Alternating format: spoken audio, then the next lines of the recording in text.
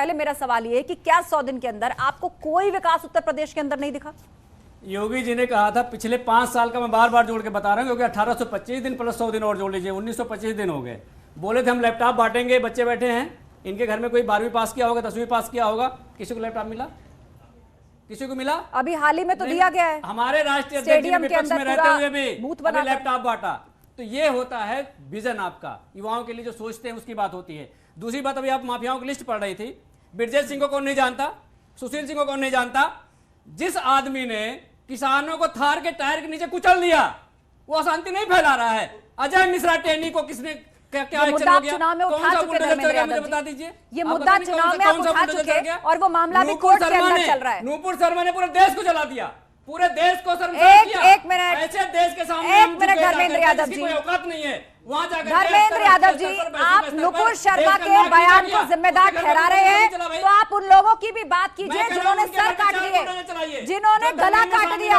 आप उनकी भी बात करिए जिन्होंने पुलिस वालों पर पत्थर फेंके, जिन्होंने पेट्रोल बम फेंके, अपने शहर को जलाया। आप उनकी भी बात करिए। अगर नुपुर शर्मा बयान गलत था तो जिन लोगों ने पत्थर बरसाए, जिन लोगों ने गला काटा, उनकी भी बात करिए। बिल्कुल, पूरी बात सामने आनी चाहिए। पूरा देश, देखिए देश संविधान से चलेगा, हर देश में हर नागरिक की सहभागिता बराबर है। मैंने आपको उदाहरण बताया ना। अगर आप मुझे बताइए, आसाराम बापू रेपिस्ट हैं, उसके बाद आपके राम रहीम रेपिस्ट जेल में है कि नहीं है? मैं बोल दूं इस देश के हर धर्मगुरु रेपिस्ट है, ये सही बात है? यही संविधान कहता है, यही आप लोग कहते हो, यही डिबेट होती है। अभी इन्होंने क्या कहा? ठीक है, इन्होंने एक राम रहीम जेल में है, राम रहीम जेल में है, तो जिस वक्त जेल भेजे गए, क्या किसी एक हिंदू ने कहा कि हिंदू धर्मगुरु पर अत्याचार हो रहा है? हिंदुओं ने भी उनके कृत्य का उतना ही बड़ा विरोध किया। हिंदुओं ने भी आगे बढ़ करके कहा कि इनको सजा होनी चाहिए। हिंदुओं ने ही उनका विरोध भी किया। ठीक है, संजय राणा, घटनाएं बलात्कार की, एक मिनट, संजय राणा को बनाना चाहिए। एक बात इन्होंने कहा है, इन्होंने कहा कि नेताजी ने कहा था कि बच्चों से छोटी मोटी गलतियां हो जाती हैं। आप लोग देखिए, युवा हो, मैं बार बार आप लोगों को पॉइंट आउट इसलिए कर रहा हूं कि सही चीजें आपको जानना जरूरी है। हमारे मरने के बाद आप देश को संभालोगे। 10 सेकंड लूंगा बस। ये बार बार कहते हैं नेताजी ने कहा बच्चों से गलती हो जाएगी। जो इस देश की न्यायपालिका को जानता है, जो इस देश की न्यायपालिका को समझता है, वो इस बात को समझ सकता है। ये लोग नहीं जानते इसलिए नहीं समझते हैं। आप मुझे बता दीजिए, भारत की न्यायपालिका में जुवेनाइल कोर्ट है कि नहीं है? बाल सुधार गृह है कि नहीं है? जब इस देश की न्यायपालिका मानती है कि बच्चों से गलती हो जाती है, तो हमारे नेताजी ने बोला कि बच्चों से गलती धर्मेंद्र यादव जी, रेप करने वाले लड़कों के लिए अगर कहा जाएगा लड़के या गलती हो जाती है, तो आप जुवेनाइल जस्टिस एक्ट पढ़ा करके दूसरे नेता का बता देता हूँ। ठीक है धर्मेंद्र यादव जी, याद रहेगा इन बच्चों को। देखिए, ऐसा है कि अभी हमारे काबिल मित्र बहुत बड़ी बड़ी बातें कर रहे थे कि हमारे प्रदेश में जब सरकार थी उन्होंने 12 लाख लैपटॉप डिस्ट्रीब्यूशन किए। तो देखिए 14 लाख, अरे सुन तो लो सुन तो लो धर्मेंद्र जी, अभी मुंह बंद हो जाएगा, नंबर दूंगा मुंह बंद हो जाएगा। चुप हो जाओ, शांत हो जाओ, ठंडा पानी पियो, हार्ट अटैक हो जाएगा।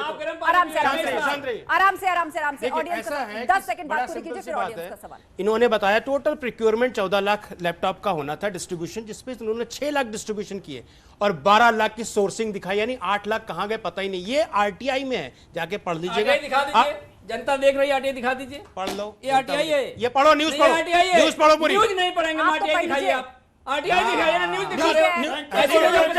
एंकर पढ़ के सुना दीजिए, बात करेंगे आरटीआई की, वो दिखाएंगे न्यूज।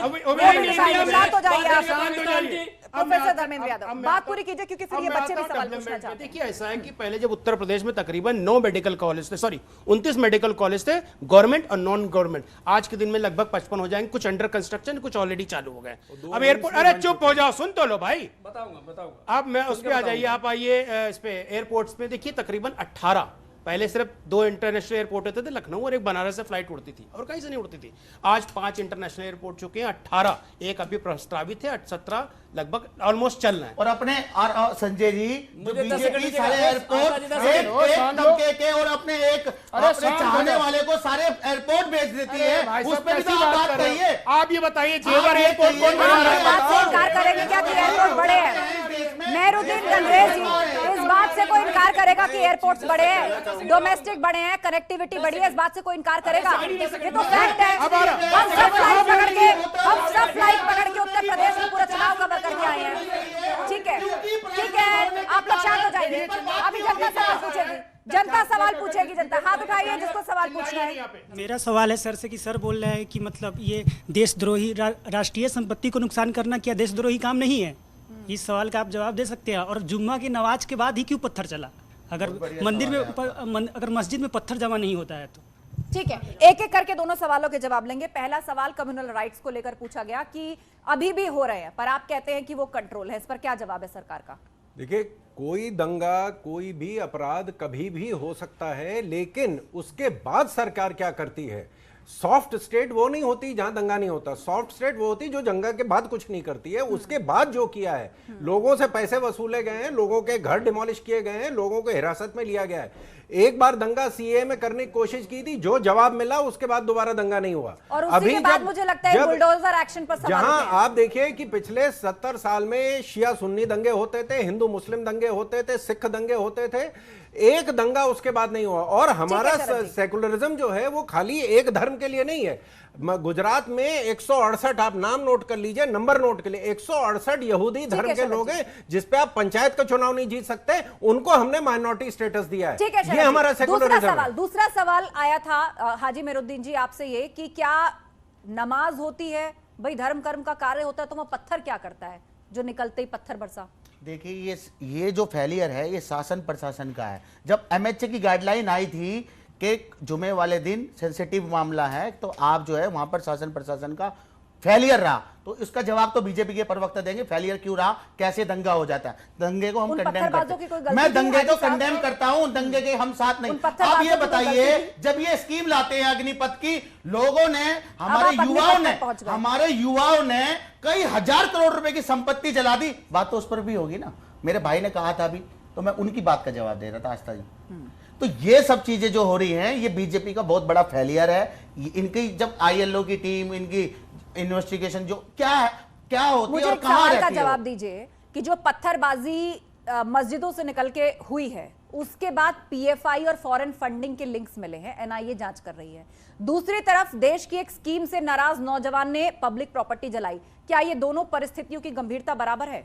ये बताइए मुझे। एक जगह फॉरेन फंडिंग की बू आ रही है, एक जगह किसी सिंडिकेट या आतंकी तार जुड़े होने की बू आ रही है, और दूसरी तरफ देश से नाराज यदि कोई नौजवान तबका है, उसने पब्लिक प्रॉपर्टी का नुकसान किया। दोनों कानून के दायरे में, मैं मानती हूं, लेकिन क्या दोनों की गंभीरता बराबर है? नहीं, बिल्कुल अलग है। अगर कानून कोई अपने हाथ में लेता है, उसके समर्थन में कोई भी साथ नहीं खड़ा होगा उसके। ठीक है, यही उम्मीद है कि कानून कोई भी हाथ में ले, उसका पक्ष नहीं लेना चाहिए। समाज को यदि सुधारना है, सही रास्ते पे लाना है, तो गलत को गलत कहना होगा, राजनीति से ऊपर उठ के। बहरहाल हम यहां चर्चा कर रहे हैं योगी सरकार 2.0 के 100 दिन की। तो एक बार ब्रेक पर जाने से पहले कलेक्टिव रूप से हम अपने यंगिस्तान से पूछ लेते हैं, आपको लग रहा है 100 दिन में विकास हुआ है, यूपी में कामकाज हुआ है? यस और नो? हाथ उठाइए, यस और नो। आवाज नहीं आ रही। हुआ है। चलिए, कितना हुआ है, कौन उस कार्य को पक्ष विपक्ष किस तरह आगे रख रहा है, इस पर विस्तार से चर्चा जारी रहेगी। और ये जो नोएडा आसपास का एरिया है, ये डेवलप, मेरी खुद ही कंपनी में वहां लेके गया हूं, 10 करोड़ रुपया इन्वेस्ट किया है। मैंने खुद अपना 10 करोड़ रुपया सिटी में इन्वेस्ट किया है।